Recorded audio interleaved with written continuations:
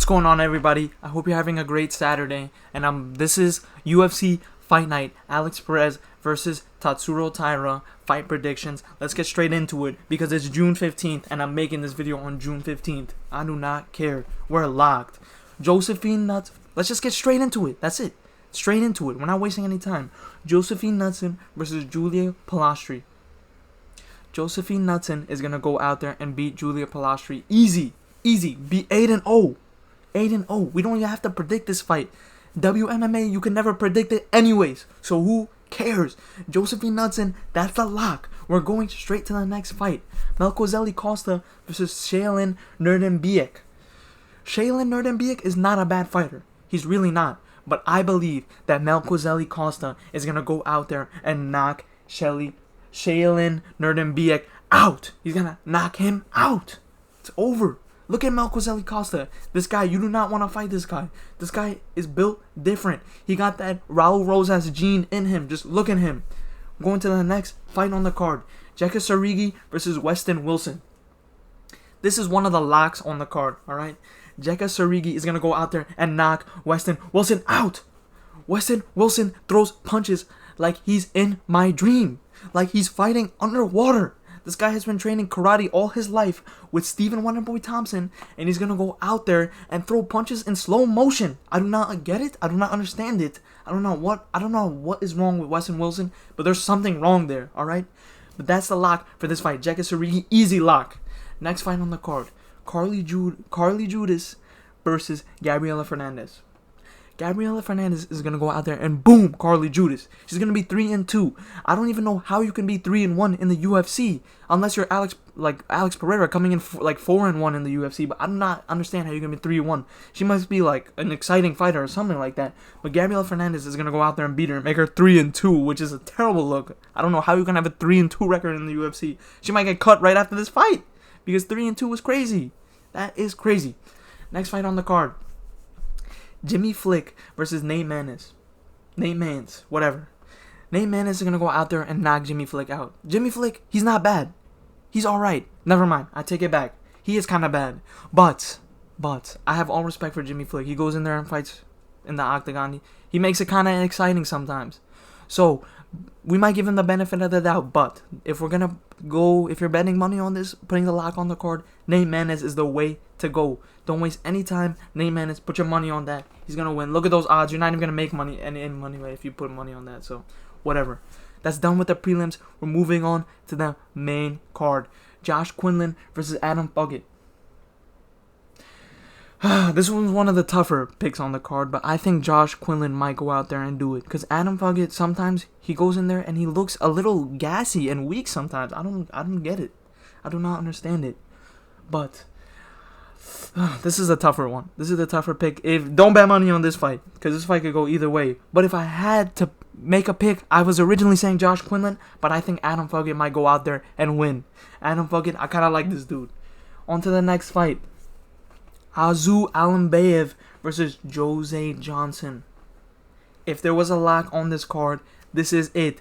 Azu Alimbayev is going to win this fight. And it's not because of no punch, kick, submission. It's not because of any of that. It's because this guy is Kazakhstani and he has the Genghis Khan blood running through him. He has that warrior blood running through him.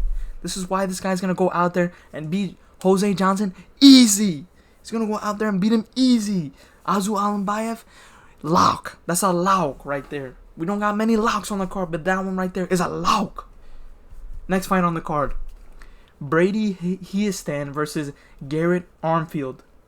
My pick for this fight, Garrett Armfield, easy. He's going to go out there and knock Brady Hiestand out. Garrett Armfield is dangerous, man. This guy is dangerous, alright? He's going to go out there and knock him out. Garrett Armfield, lock. This fight night, it's most of the favorites that are going to win these fights. So, there are some fights that could go either way, but I think the favorites are going to take most of these. On to the next fight in the featherweight division.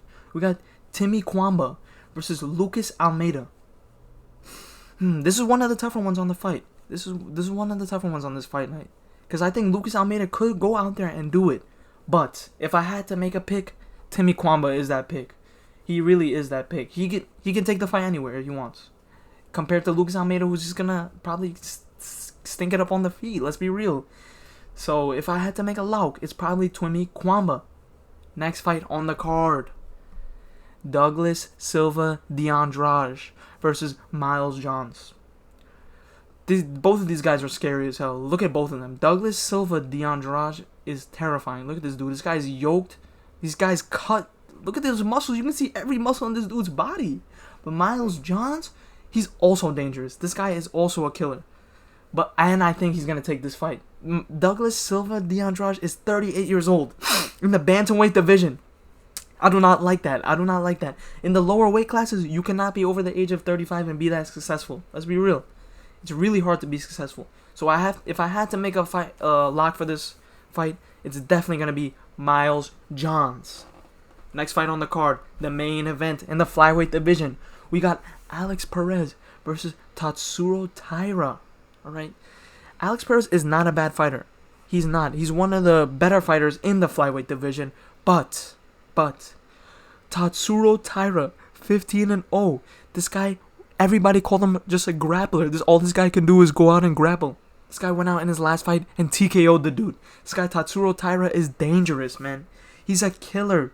One of the best prospects we have coming out of Japan in the UFC. So you know the UFC is pushing him heavy since we just got that fighter from Ryzen coming in the bantamweight division. So you know they want to push Tatsuro Taira. And why not? This guy is exciting. He's a great fighter. I love watching Tatsuro Taira fight because he makes grappling look exciting. He's one of those fighters that makes grappling look exciting. So this fight, this is how I believe it's going to go. It's going to be, first round is going to be kind of a standstill. Maybe Tatsuro Taira is going to get the better of the grappling exchanges, but I think this one's going to be over in the second round. Submission, Tatsuro Taira. This one's not going all 5 rounds. This one is ending in a sub, Tatsuro Taira, or a TKO finish on the ground. Tatsuro Taira's taking this dub. So those were the UFC Fight Night Perez versus Taira predictions that I made about couple hours before the fight night. So we'll see how this goes. But I think most of my picks were locks, and in my next video we'll see how many of these picks hit. Other than that, everybody have a great night watching these fights, and I'll see you next time.